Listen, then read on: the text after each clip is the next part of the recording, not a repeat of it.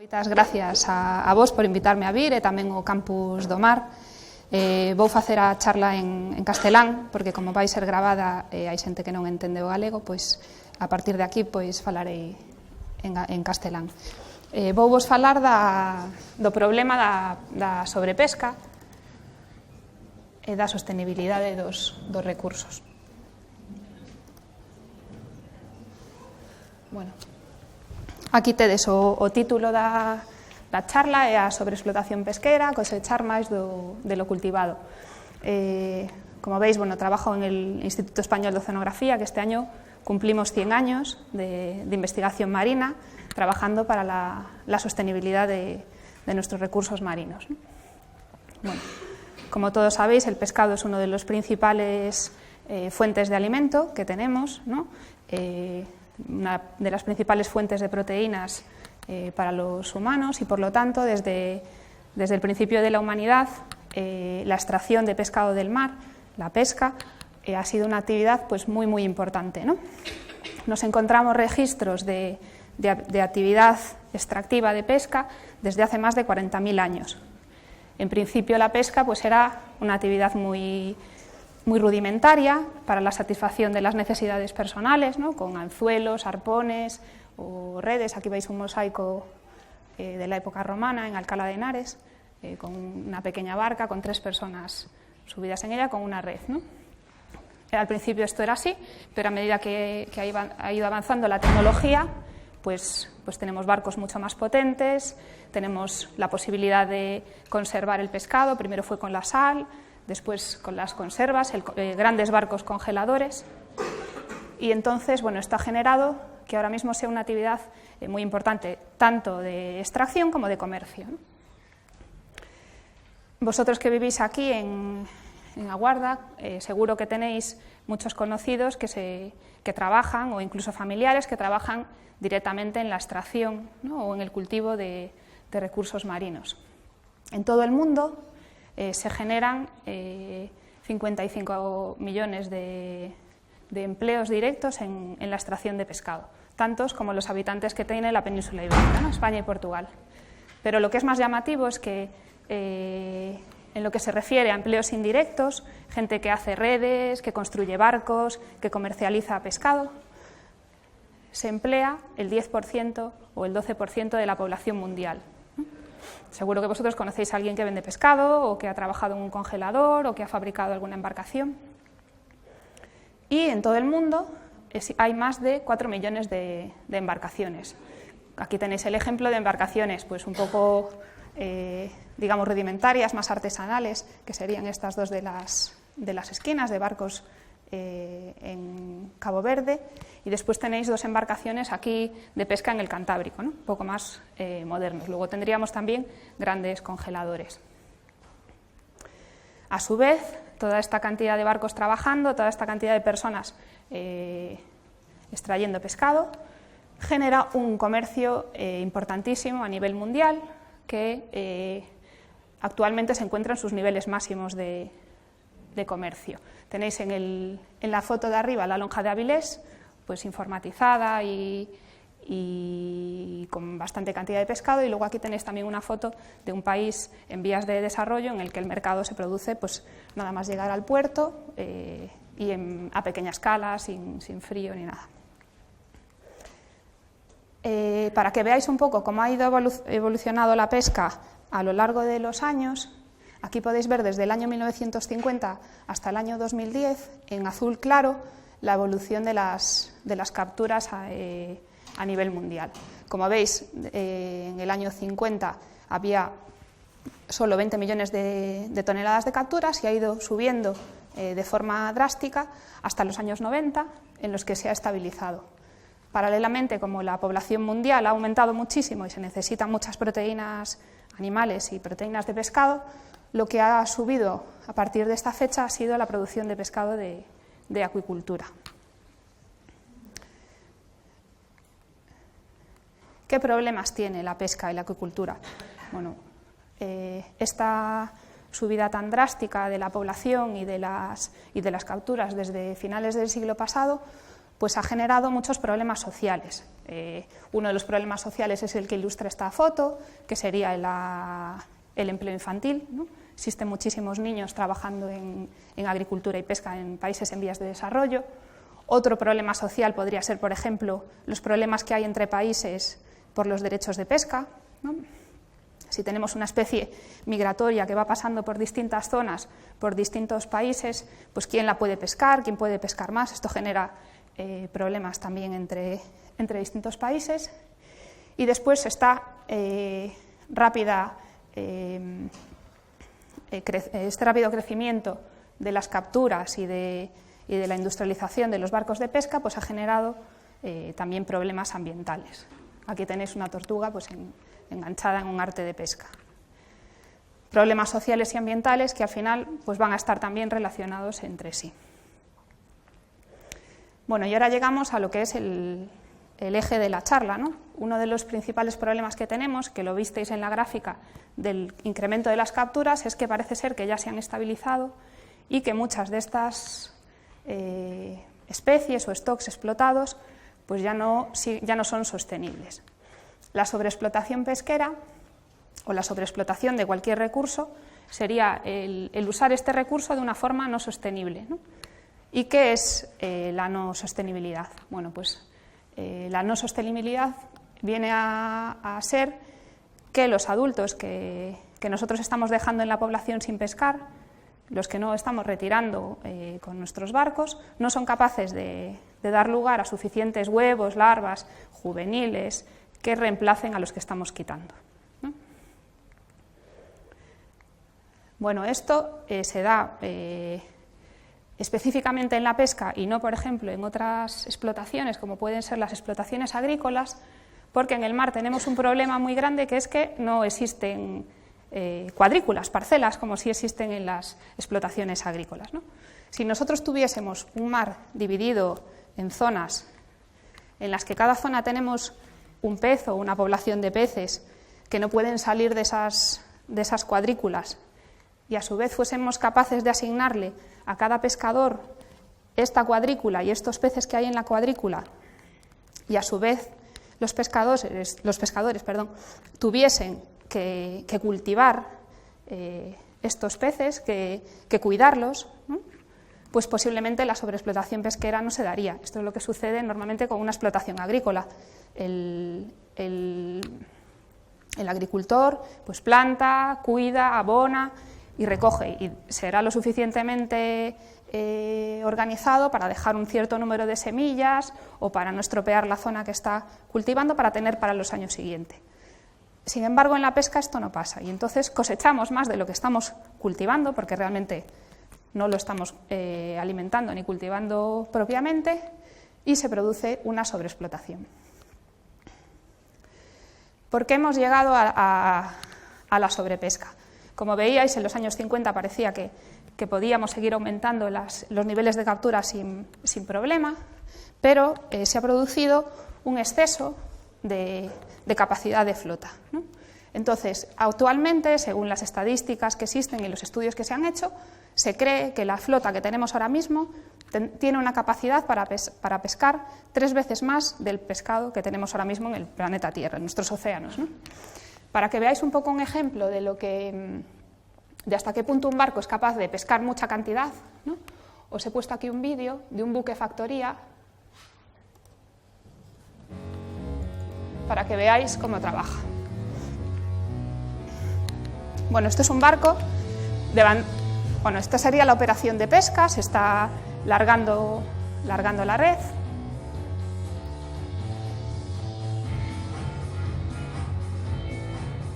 Aquí tendríais los peces nadando dentro del arte de pesca.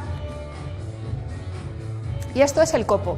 Fijaos, bueno, a lo mejor ahora no veis por la escala hasta qué punto es grande, pero fijaos que ocupa la mitad de la cubierta del barco, la captura que han recogido. Y de altura es más alto que los hombres que están trabajando en cubierta.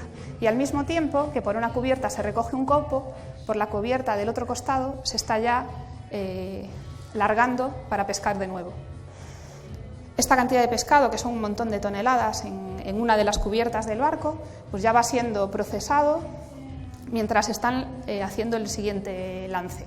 Como veis, el pescado le van poniendo agua dentro de la red para que se pueda ir moviendo y liberando por una serie de tuberías, y ya pasa a la cadena de procesado. Aquí estarían escogiendo pues, si hay alguna especie que no interesa,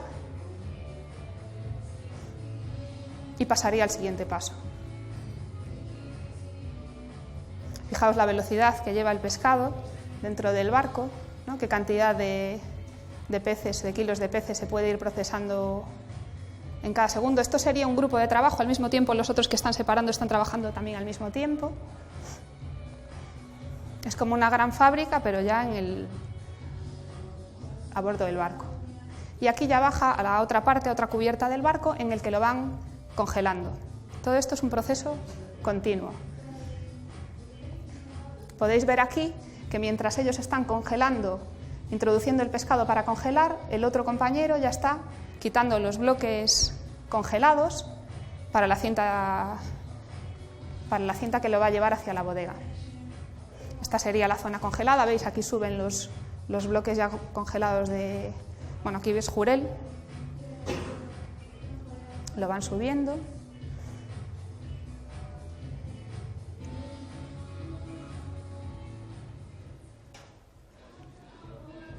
Y ahora aquí ya se envasaría automáticamente también en el barco.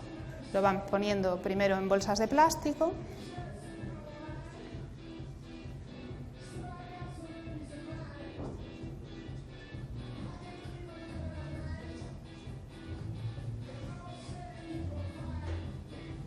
Mientras tanto, en cubierta ya están subiendo seguramente otro lance que acaban de recoger.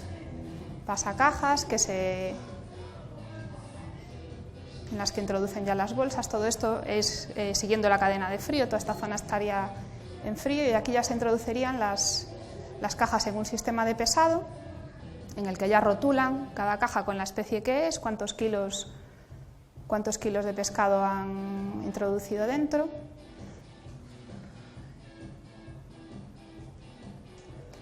Y automáticamente llega a la bodega donde se almacena.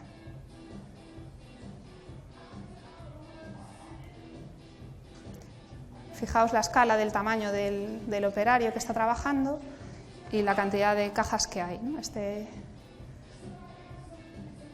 En el barco lo mueven con una carretilla elevadora dentro del propio buque.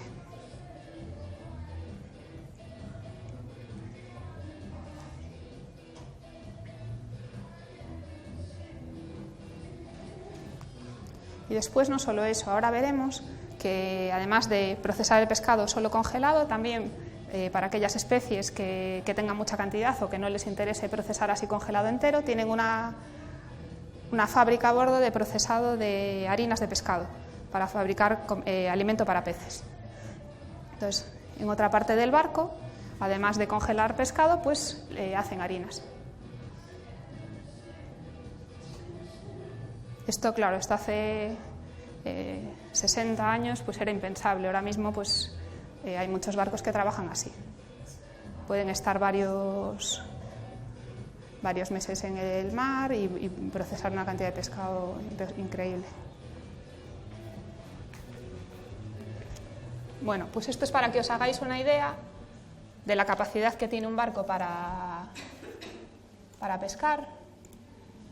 Y esto, bueno, no lo vais a ver muy bien, pero claro, en el mar no hay un solo barco, ¿no? Esto es una foto de satélite de la NASA, en la que se ve el sur de América. Esta sería la Patagonia Argentina, y donde os he puesto la flecha señalando, lo que vemos es una luz. Si os fijáis, en la parte continental hay muchas zonas de luz que son grandes ciudades, y ahí en el mar tenéis también una mancha luminosa amarilla, que eso no es tierra, eso es el mar. Ahí están grandes buques cefalopoderos que pescan calamar y los atraen con luces hacia los barcos, y fijaos hasta qué punto hay una cantidad grandísima de barcos que se puede llegar a ver desde satélite. Bueno, además de lo que hemos visto, la pesca poco selectiva también está afectando mucho a las poblaciones. ya que, por ejemplo, en este caso tenéis un caso de bycatch. Muchas veces cuando se va a intentar pescar una especie, la que sea, entran en el arte de pesca especies que no se pretendían pescar, en este caso, por ejemplo, una tortuga. Y la pesca poco selectiva lo que produce también son muchos descartes. Los descartes se producen cuando en el barco, en el medio de la captura de la especie de interés, entran otras especies de peces o de cefalópodos o crustáceos o lo que sea que no tienen interés y se tiran. Aquí veis una imagen de un barco que está limpiando las redes a medida que están recogiéndolas y bueno, las gaviotas están alrededor para ver lo que van descartando.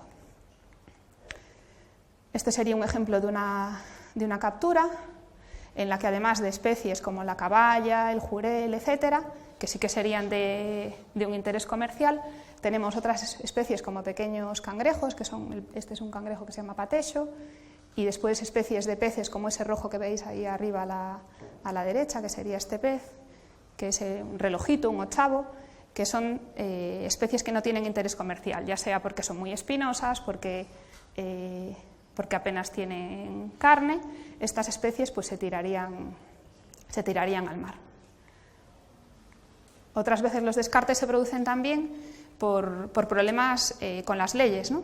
Si nosotros recogemos en nuestra red tallas, individuos que no cumplen con las tallas mínimas, pues lo que hacen los pescadores es devolverlas al mar, porque no las pueden desembarcar.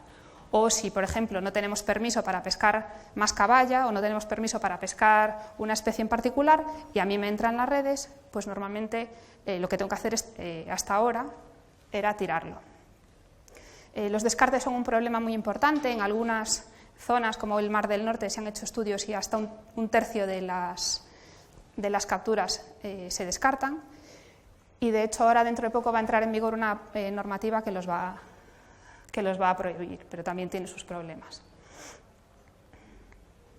Las artes poco selectivas, como puede ser el arrastre, también a su vez producen una destrucción del hábitat en el que viven, ya sea la especie de interés o otras especies. Aquí tenéis, por ejemplo, un ejemplo de un periódico en el que se alertaba sobre los problemas que estaba habiendo en algunas zonas del Mediterráneo por la pesca de arrastre, que estaba levantando pues, zonas ecológicamente muy importantes por las algas o por las plantas marinas. Otros factores que están afectando también a que exista la sobrepesca, pues aunque parezca la acuicultura una solución al problema de la sobrepesca, si podemos producir peces de cultivo, se supone que tendremos que ejercer menos presión sobre las poblaciones salvajes. Sin embargo, en algunas zonas hay grandes problemas porque se está pescando mucho pez pequeño salvaje, pequeños pelágicos como anchovetas, para alimentar a peces de cultivo. Y entonces esto tampoco es sostenible.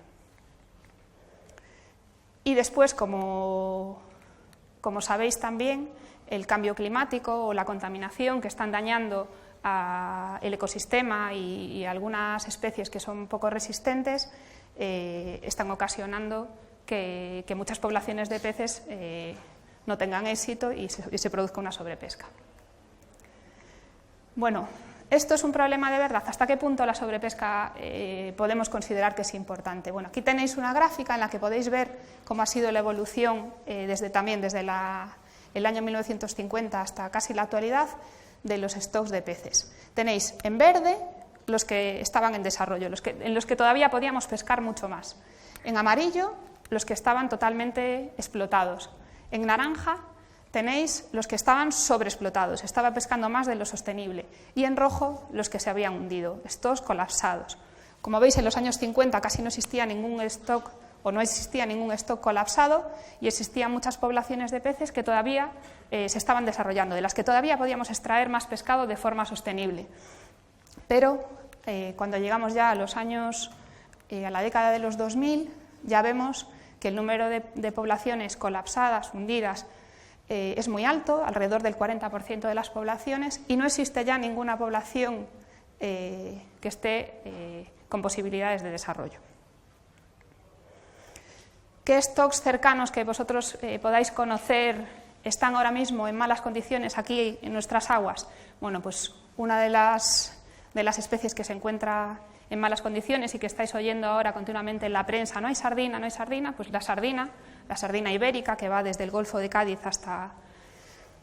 hasta el Golfo de Vizcaya, pues está sobreexplotada. Y también el jurel del oeste, que es el jurel que tenemos de Finisterre hacia el norte, es una especie que se encuentra en malas condiciones. Muchas veces la culpa no es totalmente de los pescadores, no es que se la hayan cargado ellos en todos los casos, ¿no? Muchas veces es que las condiciones ambientales no son propicias y a eso se une una fuerte presión pesquera. Pero bueno, vamos a ver si esto tiene solución. ¿Que podemos hacer algo nosotros para evitar que sea el fin de la pesca de captura? Bueno, pues lo que podemos hacer es promover una pesca sostenible, que tenga buenos resultados de cara al futuro, ¿no? Lo primero que hay que hacer para explotar una población de forma sostenible va a ser saber realmente cuántos peces tenemos en el mar, conocer bien las poblaciones. Contar todos los peces de todas las especies a nivel mundial, pues es una odisea, es prácticamente imposible, ¿no? Entonces lo que hacemos es centrarnos en un stock, en una zona en la que sabemos que hay una población de peces que se mueve por esta zona. Por ejemplo, imaginaos la sardina que os decía de la península ibérica, y entonces estudiamos esta población para saber cuántos hay. ¿Y cómo lo hacemos? Pues lo primero que hacemos es utilizar los datos del mercado, los datos de la lonja, cuánto se ha pescado en la serie temporal, todos los años cuánto se ha ido pescando, si eso ha ido subiendo o bajando. Y como a veces los datos de la lonja, pues a lo mejor se ha pescado mucho en tal mes porque era San Juan y queríamos más sardina para San Juan porque tiene un buen precio. O se ha pescado mucha sardina muy pequeñita y era porque aquí en esta zona nos gusta mucho la sardina pequeñita porque está muy rica, ¿no? Entonces, como los datos de lonja están afectados por el mercado, por lo que nos gusta a los consumidores, lo que hacemos es combinar todas estas informaciones del mercado con las campañas científicas. En la campaña científica ya nosotros vamos a pescar, en teoría, lo que hay, ¿no? No nos vamos a dejar influir porque el pescado esté más caro o más barato o más rico, ¿no? Aquí os he puesto un ejemplo de una campaña que hacemos todos los años en el Cantábrico, que intentamos evaluar cuánta abundancia hay y biomasa, cuánta masa hay, cuántas toneladas tenemos de especies pelágicas. Las especies pelágicas son las que no están pegadas al fondo, las que se distribuyen por la columna de agua.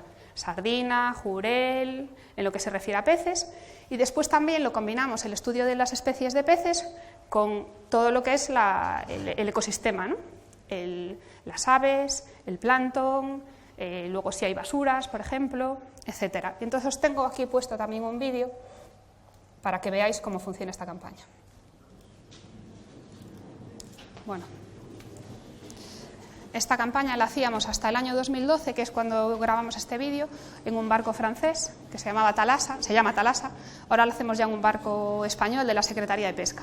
Este sería el equipo de depredadores superiores que os decía, que lo que hacen es avistar mamíferos marinos, aves, y también, aprovechando que están en una situación muy elevada en el barco, pues ahí veis un delfín, registran también la actividad pesquera que hay en la zona o si hay basura flotante. Bueno, ellos tienen una metodología para saber a qué distancia están los individuos que registran y qué comportamiento tienen.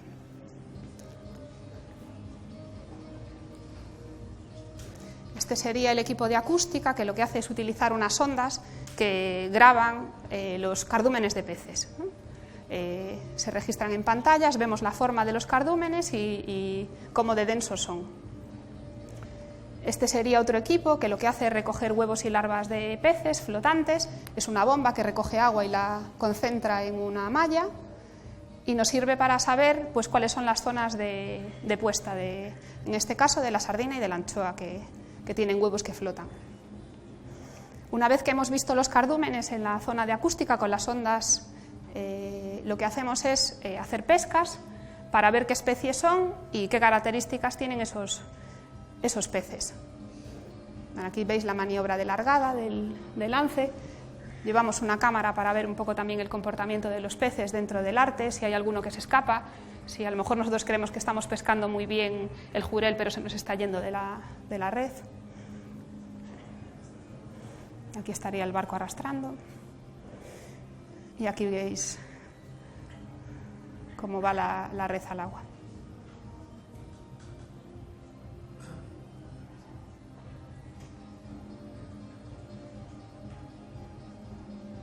Bueno, la red al principio no tiene forma, una vez que ya el agua empieza a entrar, con la velocidad del barco se forma como un cilindro, veis aquí los peces nadando dentro. Así podemos observar también qué peces pues aguantan dentro del arte nadando con velocidad y cuáles se van como estos. Estos son lo que le llamamos el capro, es el relojito, que se van, casi no tienen capacidad de natación, se van al fondo rápidamente. Y esto que veis aquí nadando serían peces ya mucho más rápidos, caballas y jurelos. Los jurelos tienen la mancha esta negra y las caballas, bueno, son esas que veis ahí rayadas, que van nadando dentro del arte de pesca.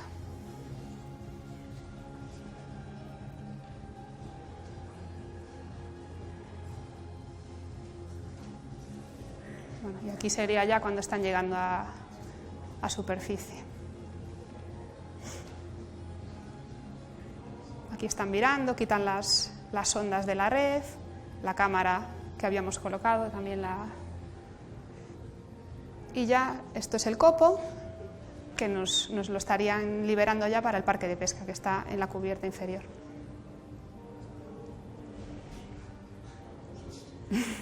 Bueno, y una vez que tenemos la pesca a bordo, lo que hacemos es pesar, contar y medir todo lo que recogemos. Lo vamos separando por especies. En este caso, nosotros, como queremos saber todo lo que hay, pues cogemos las de interés comercial y las que no lo tienen. Lo contamos todo.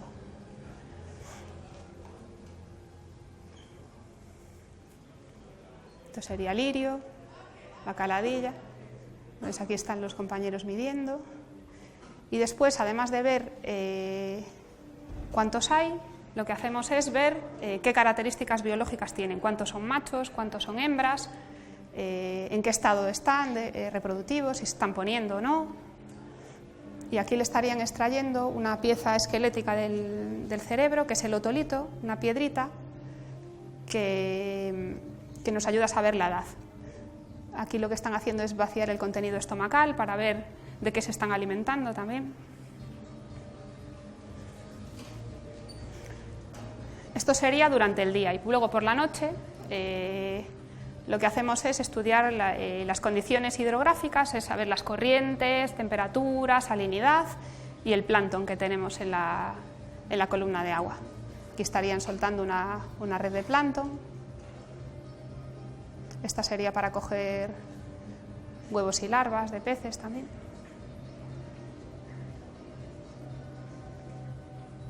Bueno, pues hacemos distintas filtraciones para ver si el tamaño del plancton es más grande o más pequeño.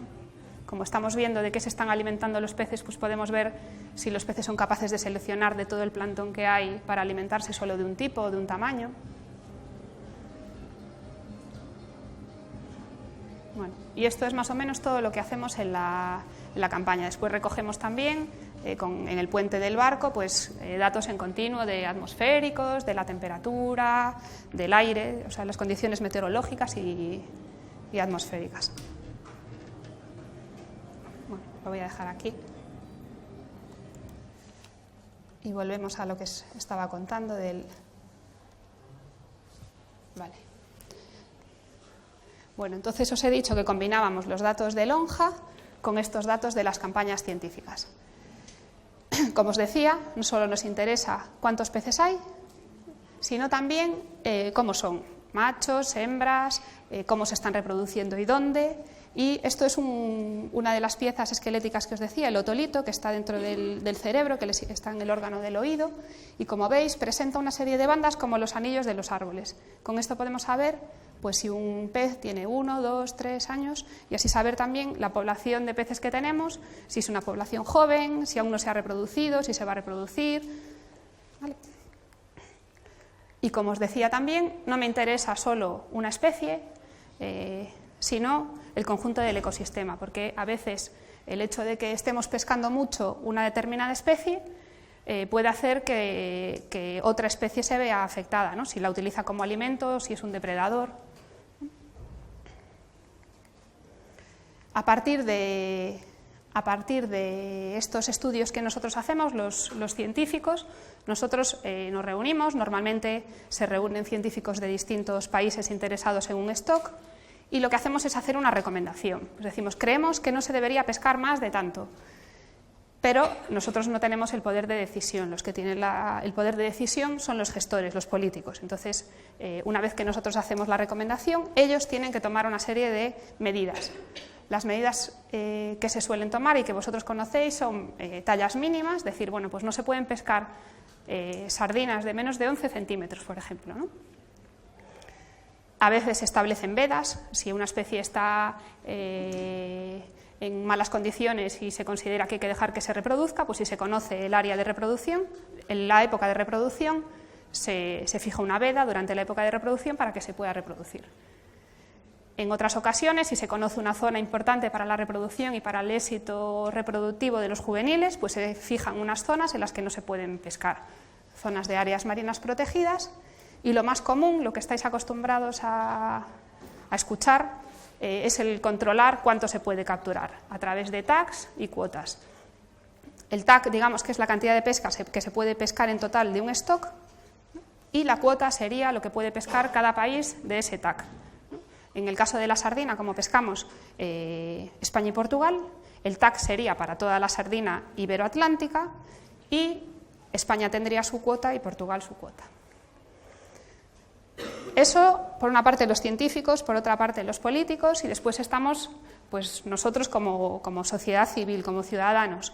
Nosotros lo que tenemos que hacer es estar concienciados con que estas medidas se tienen que llevar a cabo y, por ejemplo, lo que podemos hacer es pues, no consumir aquellas especies que están en veda, o si sabemos que una especie tiene una talla mínima de 12 centímetros, pues no comprar aquellas capturas que sean menores de la talla. Porque al final se ha visto que estas medidas a la larga funcionan. Os traigo aquí un ejemplo para terminar, que fue la anchoa del Golfo de Vizcaya, que se hundió en el año 2005. Aquí tenéis la evolución de las capturas desde finales de los 80. Esta especie colapsó en el año 2005 y se decidió poner en práctica un plan de gestión. En principio se cerró la pesquería totalmente durante unos años y ahora parece ser que se puede pescar con este plan de gestión de forma sostenible sin acabar con la especie. Y muchas gracias por vuestra atención.